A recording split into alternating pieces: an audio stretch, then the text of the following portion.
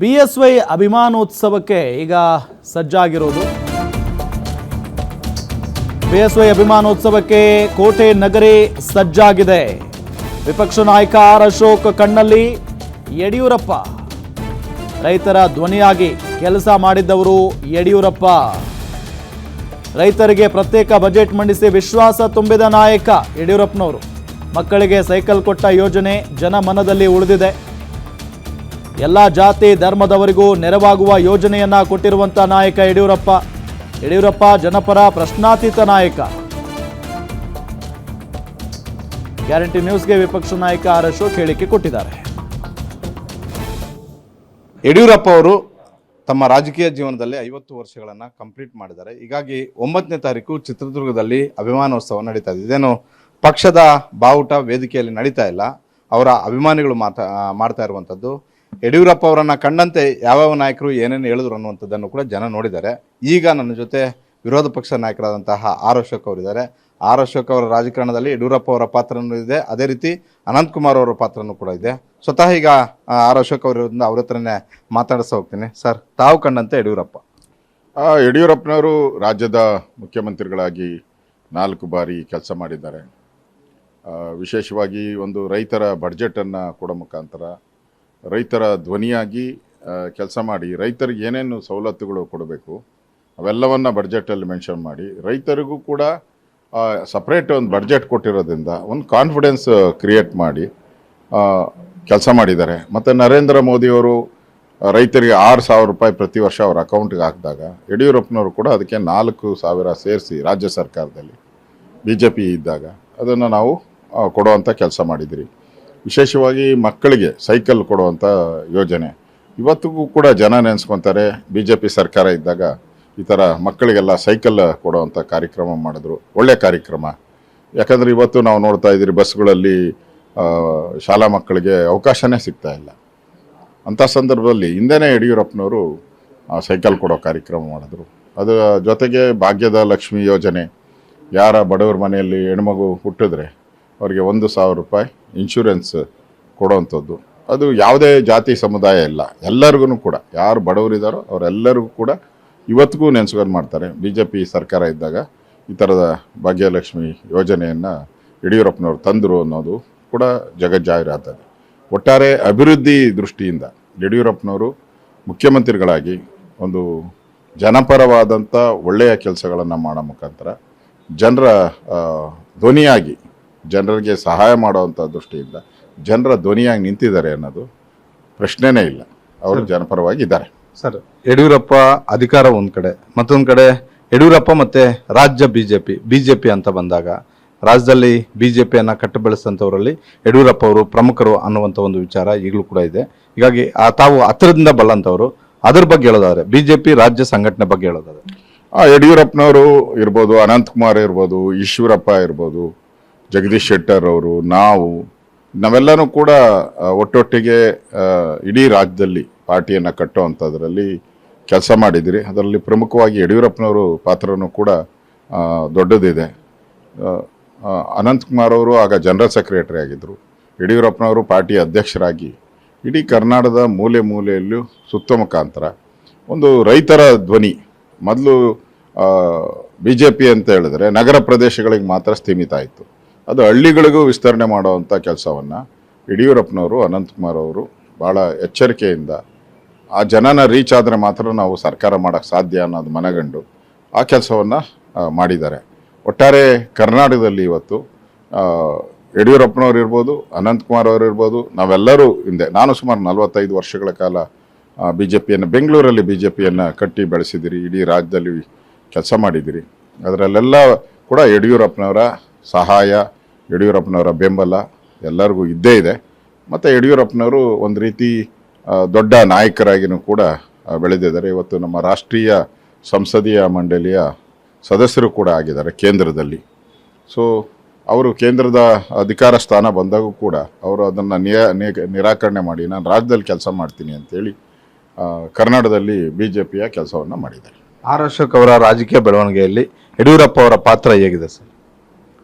ನಾನು ಹೇಳಿದ್ನಲ್ಲ, ನಾವೆಲ್ಲರೂ ಕೂಡ ಒಟ್ಟೊಟ್ಟಿಗೆ ಕೆಲಸ ಮಾಡಿದಿರಿ. ನಾನು ಹಿಂದೆ ನಮ್ಮ ಜನಸಂಘ ಇತ್ತು. ಆ ಕಾಲದಿಂದ ನಾನು ಜನಸಂಘ ಇದ್ದಾಗಿಂದನೂ ಕೂಡ ನಾನು ಬಿ ಜೆ ಪಿಯಲ್ಲಿ ಇದ್ದೀನಿ. ಎಮರ್ಜೆನ್ಸಿಯಲ್ಲಿ ಜೈಲಿಗೆ ಹೋಗಿ ಬಂದಿದ್ದೀನಿ. ಅಯೋಧ್ಯೆ ವಿಚಾರವಾಗಿ 21 ದಿನ ನಾವೆಲ್ಲ ಕೆಲಸ ಮಾಡಿದ್ದೀನಿ. ಆ ಸಂದರ್ಭದಲ್ಲೆಲ್ಲ ಕೂಡ ನಾವು ಯಡಿಯೂರಪ್ಪನವರು ಒಟ್ಟೊಟ್ಟಿಗೆ ಕೆಲಸ ಮಾಡಿದ್ದೀರಿ.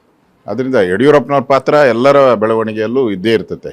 ನಾನು ಸರ್ಕಾರದಲ್ಲಿ ಯಡಿಯೂರಪ್ಪನವ್ರ ಸರ್ಕಾರದಲ್ಲೂ ಮಂತ್ರಿಯಾಗಿದ್ದೆ. ಜಗದೀಶ್ ಶೆಟ್ಟರ್ ಇರ್ಬೋದು, ಸದಾನಂದ ಗೌಡರು, ಬಸವರಾಜ ಬೊಮ್ಮಾಯಿ, ಇಷ್ಟು ಸರ್ಕಾರದಲ್ಲೂ ನಾನು ಮಂತ್ರಿಯಾಗಿ ಕೆಲಸ ಮಾಡಿದ್ದೀನಿ. ಯಡಿಯೂರಪ್ಪನದ್ದು ಒಂದು ವಿಶಿಷ್ಟ ಅಂತ ಹೇಳಿದರೆ ಈ ಒಂದು ಪಾರ್ಟಿಯನ್ನು ರೈತರ ಪಾರ್ಟಿ ಅನ್ನೋ ರೀತಿ ಮಾಡುವಂಥ ಕೆಲಸವನ್ನು ಯಡಿಯೂರಪ್ಪನವ್ರು ಮಾಡಿದ್ರು. ಅದು ವಿಶೇಷ ಅಂತ ನನಗನ್ನಿಸ್ತದೆ. ಸರ್, ಬಿ ಜೆ ಪಿ 2 ಸ್ಥಾನಗಳಿಂದ 110, 104 ಸ್ಥಾನಗಳು ಬರೋದಕ್ಕೆ ಯಡಿಯೂರಪ್ಪ ಸೇರಿದಂತೆ ಅನಂತಕುಮಾರ್ ಸೇರಿದಂತೆ ಹಲವು ನಾಯಕರುಗಳ ಪಾತ್ರ ಇದೆ. ಅದನ್ನು ತೀರಾ ಹತ್ತಿರದಿಂದ ಕಂಡಂಥವರು ಕೂಡ ತಾವು. ಅದು 2 ಸ್ಥಾನಗಳಿದ್ದಂಥ ವಿಧಾನಸಭೆ ಒಳಗಡೆ 2 ಸ್ಥಾನಗಳಿದ್ದಂಥವರು 114, 110 ಸ್ಥಾನಗಳು ಬರೋವರೆಗೂ ಕೂಡ ಆ ಒಂದು ಜರ್ನಿ ಹೇಳೋದಾದ್ರೆ, ಮೊದಲು B J P A K ಸುಬ್ಬಣ್ಣಯ್ಯನವರು ನಮ್ಮ ಅಧ್ಯಕ್ಷರಾಗಿದ್ದರು. ಆಗ ನಾವು 16 ಸ್ಥಾನ ಗೆದ್ದಿದ್ರಿ ಕರ್ನಾಟಕದಲ್ಲಿ. ಅದಾದಮೇಲೆ ನಾವು ರಾಜಕೀಯದ ಒಂದು ಅವತ್ತು ರಾಮಕೃಷ್ಣ ಹೆಗಡೆ ಅವರು ಮುಖ್ಯಮಂತ್ರಿ ಆದರು. ಅದಾದಮೇಲೆ ಎಲೆಕ್ಷನ್ ಆದಾಗ ನಮಗೆ ಅವರು ಅಲಯನ್ಸ್ ಬಿಟ್ಬಿಟ್ರು. ಆ ಸಂದರ್ಭದಲ್ಲಿ ನಾವು 4 ಜನ ಬಿ ಜೆ ಪಿಯಿಂದ ಗೆದ್ದಿದ್ರು. ಅದರಲ್ಲಿ 2 ಪಾರ್ಟಿ ಬಿಟ್ಟು ಹೊರಟೋದ್ರು. ಇನ್ನು ಉಳಿದವರು ಇಬ್ಬರು. ಅಂಥ ಸಂದರ್ಭದಲ್ಲಿ ಯಡಿಯೂರಪ್ಪನವರು ಒಬ್ಬರು ಪಾರ್ಟಿಯಲ್ಲಿ ಅವತ್ತು ಉಳಿದು ಅವತ್ತು 2 ಸ್ಥಾನ ಇದ್ದಂಥ ಪಾರ್ಟಿಯನ್ನು ಅವರು ಹಂತವಾಗಿ 34, 40, 70, 104, 110 ಈ ಥರದ ಹಂತವಾಗಿ ಬಿ ಜೆ ಪಿಯನ್ನು ಬೆಳವಣಿಗೆ ಮಾಡೋವಂಥದ್ರಲ್ಲೂ ಕೂಡ ಯಡಿಯೂರಪ್ಪನವ್ರ ಪಾತ್ರ ವಿಶೇಷವಾಗಿ ಇದ್ದೇ ಇದೆ. ನಮ್ಮದು ಪರಿವಾರ ಸಂಘಟನೆ, ಪರಿವಾರದ ಆಧಾರಿತವಾದಂಥ ಪಾರ್ಟಿ ನಮ್ಮಲ್ಲಿ. ಆದ್ರೂ ಕೂಡ ಯಡಿಯೂರಪ್ಪನವರ ಛಾಪಂತೂ ಬಿ ಜೆ ಪಿಯಲ್ಲಿ ಇದೆ. ಯಡಿಯೂರಪ್ಪನವ್ರ ಛಾಪ್ ಇದೆ. ಅವರು ಮುಖ್ಯಮಂತ್ರಿಗಳಾಗಿ ಕೆಲಸ ಮಾಡಿದ್ದಾರೆ. ಸರ್, ಫಸ್ಟ್ ಟೈಮ್ ತಾವು ಟಿಕೆಟ್ ಪಡ್ಕೊಂಡಿದ್ದು ಕೂಡ ಭಾಳಷ್ಟು ಸಾಹಸ ಮಾಡಿ. ಯಾಕಂದರೆ ಒಬ್ಬ ಹಿರಿಯ ನಾಯಕರ ಮುಂದೆ ನೀವು ಸ್ಪರ್ಧೆ ಮಾಡಬೇಕಾಗಿತ್ತು ಉತ್ತರಹಳ್ಳಿ ವಿಧಾನಸಭಾ ಕ್ಷೇತ್ರದಲ್ಲಿ. ಆ ಘಟನೆಯನ್ನು ನೆನೆಸ್ಕೊಳ್ಳೋದಾದರೆ ಸರ್? ಹೌದು, ಅವತ್ತು ಅನಂತಕುಮಾರ್ ಅವರು ಭಾಳ ಇಂಪಾರ್ಟೆಂಟ್. ಅವರು ನನಗೆ ಫೋನ್ ಮಾಡಿ ನೀನು ನಿಂತ್ಕೊಳಬೇಕು ಅಂತಂದರು. ಆ ಸಂದರ್ಭದಲ್ಲಿ ಯಡಿಯೂರಪ್ಪನವರು ವಿರೋಧ ಪಕ್ಷದ ನಾಯಕರಾಗಿದ್ದರು.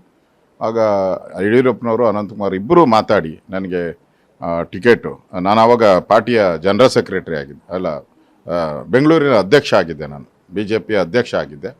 ಸೊ ಆ ದೃಷ್ಟಿಯಿಂದ ನನಗೆ ಅಧ್ಯಕ್ಷನಾಗಿರೋದ್ರಿಂದ ಅದು ಕೂಡ ಪ್ಲಸ್ ಪಾಯಿಂಟ್ ಇತ್ತು. ಸೊ ವಿಶೇಷವಾಗಿ ಯಡಿಯೂರಪ್ಪನವರು ಅನಂತಕುಮಾರ್ ಅವರು ನೀನೇ ಸ್ಪರ್ಧೆ ಮಾಡಬೇಕು ಅಂತ ಹೇಳಿದಾಗ ಸೊ ನಾನು ಕೂಡ ರಿಕ್ವೆಸ್ಟ್ ಮಾಡಿದ್ದೆ, ನನಗೆ ಟಿಕೆಟ್ ಕೊಡಿ ಅಂತ. ತುಂಬ ಮನಸ್ಸಿಂದ ಕೊಟ್ಟಿದ್ದಾರೆ. ಮತ್ತು ಅದೇ ರೀತಿ ನನ್ನ ಚುನಾವಣೆಯಲ್ಲೂ ಕೂಡ ಯಡಿಯೂರಪ್ಪನವರು ಅನಂತಕುಮಾರ್ ಅವರು ಇಡೀ ಕರ್ನಾಟಕದ ಮೂಲೆಯಿಂದ ಜನ ಬಿ ಜೆ ಪಿಯ ಕಾರ್ಯಕರ್ತರು ಬಂದು ಕೆಲಸ ಮಾಡಿದ್ದಾರೆ. ನಾನು ಕೂಡ ಬಿ ಜೆ ಪಿಯ ಒಬ್ಬ MLA ಆಗಿ ಇವತ್ತುವರೆಗೂ ಒಂದೇ ಪಾರ್ಟಿಯಲ್ಲಿದ್ದೀನಿ. ಯಾವುದೇ ಪಾರ್ಟಿಗೆ ಹೋಗದೆ ಒಂದೇ ಪಾರ್ಟಿಯಲ್ಲಿದ್ದೀನಿ. ಇವತ್ತು ವಿರೋಧ ಪಕ್ಷದ ನಾಯಕ ಸ್ಥಾನವನ್ನು ಸಹ ಬಿ ಜೆ ಪಿ ನನಗೆ ಕೊಟ್ಟಿದೆ. ಸರ್, ಯಡಿಯೂರಪ್ಪ ಅವರ ಅಭಿಮಾನೋತ್ಸವ ಇಡೀ ಚಿತ್ರದುರ್ಗದಲ್ಲಿ ಆಗ್ತಿದೆ. ಇಡೀ ರಾಜ್ಯಾದ್ಯಂತ ಜನ ಬರ್ತಾ ಇದ್ದಾರೆ. ಇದೇನು ನಿಮ್ಮ ಪಕ್ಷದ ವೇದಿಕೆಯಲ್ಲಿ ಆಗ್ತಾ ಇದೆಯಾ, ಇಲ್ಲ ಏನು ಸಂದೇಶ ರವಾನೆ ಮಾಡೋದಕ್ಕೆ? ಇನ್ನೇನು ಸಾರ್ವತ್ರಿಕ ವಿಧಾನಸಭಾ ಚುನಾವಣೆಗೆ ಕೇವಲ 1.5 ವರ್ಷ ಮಾತ್ರ ಬಾಕಿ ಇದೆ. ಇನ್ನೂ 2 ವರ್ಷ ಬಾಕಿ ಇದೆ. ಯಡಿಯೂರಪ್ಪನವ್ರದ್ದು ಚಿತ್ರದುರ್ಗದಲ್ಲಿ ನಡೀತಾ ಇದೆ. ನಾನು ಕೂಡ ಗುದ್ದಲಿ ಪೂಜೆಗೆ ಹೋಗಿ ಬಂದಿದ್ದೀನಿ. ಗುದ್ದಲಿ ಪೂಜೆ ಮಾಡಿದ್ದಾರೆ. ಸೊ ತಯಾರಿ ಅಂತೂ ನಡೀತಾ ಇದೆ. ಇದೊಂದು ಪಕ್ಷಾತೀತವಾದಂಥ ಕಾರ್ಯಕ್ರಮ. ಇದು ಎಲ್ಲರೂ ಯಾರು ಬೇಕಾದರೂ ಬರ್ಬೋದು. ಪಕ್ಷಾತೀತವಾಗಿ ಸ್ವಾಮೀಜಿಗಳು ಎಲ್ಲರೂ ಬರ್ತಾ ಇದ್ದಾರೆ. ನನಗೂ ಆಮಂತ್ರಣ ಕೊಟ್ಟಿದ್ದಾರೆ. ನಾನು ಹೋಗ್ತಾ ಇದ್ದೀನಿ. ಅದೇ ರೀತಿ ನಮ್ಮ ಅಮಿತ್ ಶಾಜಿಯವರು ಕೂಡ ಆ ಕಾರ್ಯಕ್ರಮಕ್ಕೆ ಬೆಳಗ್ಗೆ ಬರಬೇಕಾಯಿತು. ಆ್ಯಕ್ಚುಲಿ ಅವತ್ತು ಸ್ವೇರಿಂಗ್ ಸೆರೆಮನಿ ಇರೋದರಿಂದ ಅಸ್ಸಾಮಲ್ಲಿ ಅವರು ಸ್ವಲ್ಪ ತಡವಾಗಿ ಬರ್ಬೋದು. ಸುಮಾರು 3 ಗಂಟೆ ಅಥವಾ 4 ಗಂಟೆ ಅಷ್ಟೊತ್ತಿಗೆ ಬರ್ಬೋದನ್ನು ಅವರು ಕೂಡ. ಒಟ್ಟಾರೆ ಯಡಿಯೂರಪ್ಪನವರ ಈ ಒಂದು ಅಭಿಮಾನೋತ್ಸವವನ್ನು ಯಶಸ್ವಿಯಾಗಿ ಮಾಡಬೇಕು ಅನ್ನೋದು ಅವರೆಲ್ಲ ಅಭಿಮಾನಿಗಳು, ನಾವು ಅದಕ್ಕೆ ಕೈ ಜೋಡಿಸಿದ್ದೀರಿ. ಒಟ್ಟಾರೆ ಅದು ಒಂದು ಸಕ್ಸಸ್ಫುಲ್ ಕಾರ್ಯಕ್ರಮ. ಅವರ ಜೀವನದಲ್ಲಿ ಯಡಿಯೂರಪ್ಪನ ಜೀವನದಲ್ಲಿ ನೆನಪಲ್ಲಿ ಉಳಿಯುವಂಥ ಕಾರ್ಯಕ್ರಮ ಮಾಡ್ತೀರಿ. ಸರ್, ಕೊನೆಯದಾಗಿ ಸರ್, ಯಡಿಯೂರಪ್ಪ ನೇರ ಮತ್ತು ನಿಷ್ಠೂರ, ಅದೇ ರೀತಿ ಕೊಟ್ಟ ಮಾತನ್ನು ತಪ್ಪದೆ ನೆರವೇರಿಸೋರು ಅನ್ನುವಂತಹ ಒಂದು ಮಾತುಗಳು ಕೂಡ ಇದ್ದಾವೆ. ನಿಮ್ಮ ಮೇಲೂ ಕೂಡ ನೇರ ನಿಷ್ಠೂರವಾಗಿ ಯಾವತ್ತಾದರೂ ಮಾತಾಡೋದು, ಸಿಡಿಮಿಡಿಗೊಂಡಿರೋದು, ನಿಮಗೆ ಕೊಟ್ಟಂತಹ ಮಾತನ್ನು ಈಡೇರಿಸಿರುವಂಥದ್ದು ಉದಾಹರಣೆಗಳಿದಾವೆ ಅಂತ? ಇಲ್ಲ, ಆ ಥರ ಗಿಡಿಮಿಡಿ ಯಾವುದೂ ಇಲ್ಲ. ಅದೆಲ್ಲ ಸುಮ್ಮನೆ ಮಾಧ್ಯಮದಲ್ಲಿ ಬಂದಿದೆ. ನಮ್ಮ ಜೊತೆ ಎಲ್ಲ ಒಳ್ಳೆ ರೀತಿ ಭಾಳ ಗೌರವ ಕೊಟ್ಟು ಭಾಳ ವಿಶ್ವಾಸದಿಂದ. ಯಾಕಂದರೆ ಬೆಂಗಳೂರಲ್ಲಿ ನಾನೇ ಏನೇ ಪ್ರೋಗ್ರಾಮ್ ಮಾಡಬೇಕಾದ್ರೂ ಬೆಂಗಳೂರಲ್ಲಿ ನಾನೇ ಮಾಡ್ತಾಯಿದ್ದು. ನನ್ನ ಮುಖಾಂತರನೇ ಆಗ್ತಾಯಿದ್ದು, ನನ್ನ ನೇತೃತ್ವದಲ್ಲಿ ಆಗ್ತಾಯಿತ್ತು. ಆದ್ದರಿಂದ ನಮ್ಮ ಜೊತೆ ಒಳ್ಳೆ ರೀತಿಯಾದಂಥ ಸೌಹಾರ್ದ. ಯಡಿಯೂರಪ್ಪನವರು ಅಧಿಕಾರದಲ್ಲಿ ಇರೋವರೆಗೂ ಕೂಡ ಅವರ ಅಧ್ಯಕ್ಷರಾಗಿ ಕೆಲಸ ಮಾಡೋವರೆಗೂ ಕೂಡ ನಮ್ಮ ಜೊತೆ ಭಾಳ ಅನ್ಯೋನ್ಯವಾಗಿ ನಗ್ನಗ್ತಾ ಕೆಲಸ ಮಾಡಿದ್ದೀರಿ. ಒಟ್ಟೊಟ್ಟಿಗೆ ನಾವು ಪ್ರತಿ ತಿಂಗಳೂ ಕೂಡ ನಾನು ಯಡಿಯೂರಪ್ಪನವರು ಊಟಕ್ಕೆ ಹೋಗ್ತಾ ಇದ್ರಿ. ಅನಂತಕುಮಾರ್ ಅವರು ಇದ್ದಾಗ ಅನಂತಕುಮಾರ್ ಅವರು ನಾವು 3 ಜನ ಬೆಂಗಳೂರಲ್ಲಿ ಏನೇ ಪ್ರೊಟೆಸ್ಟ್ ಆದಮೇಲೆ ನಾವು 3 ಜನ ಯಾವುದಾದ್ರೂ ಹೋಟ್ಲಿಗೆ ಹೋಗಿ ತಿಂಡಿ ತಿಂದು ಅಲ್ಲಿಂದ ಹೋಗ್ತಾ ಇದ್ರಿ. ಆ ರೀತಿ ಒಳ್ಳೆಯ ಸಂಬಂಧ ಇದೆ. ಯಡಿಯೂರಪ್ಪನವರು ಎಲ್ಲರನ್ನೂ ಗೌರವದಿಂದ ನಡೆಸ್ಕೊಂಡಿದ್ದಾರೆ. ನೀವು ವಿರೋಧ ಪಕ್ಷದ ನಾಯಕರು, ವಿಜೇಂದ್ರ ಅವರು ರಾಜ್ಯಾಧ್ಯಕ್ಷರು. 2028 ವಿಧಾನಸಭಾ ಚುನಾವಣೆಯನ್ನು ಇಬ್ಬರು ಕೂಡ ಜೋಡತೆಗಳಾಗಿ ಕೆಲಸ ಮಾಡಬೇಕಾಗಿದೆ. ಇದರಲ್ಲಿ ಯಡಿಯೂರಪ್ಪ ಅವರ ಪಾತ್ರ ಏನಿರುತ್ತೆ ಅಂತ ನೋಡಿ. ಪಾರ್ಟಿ ನಮ್ಮದು ದೊಡ್ಡದು. ನಮ್ಮದು ಯಾವುದೇ ವ್ಯಕ್ತಿ ಬೇಸ್ಡ್ ಪಾರ್ಟಿ ಅಲ್ಲ. ನಮ್ಮದು ಕಾಂಗ್ರೆಸ್ ರೀತಿ ನಮ್ಮದು ಪಾರ್ಟಿ ದೊಡ್ಡದು.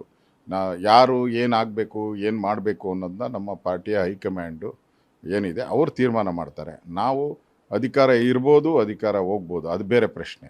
ಆದರೆ 2028ಕ್ಕೆ 100% BJP ನೇತೃತ್ವದ NDA ಸರ್ಕಾರ ಕರ್ನಾಟಕದಲ್ಲಿ ಬಂದೇ ಬರ್ತದೆ.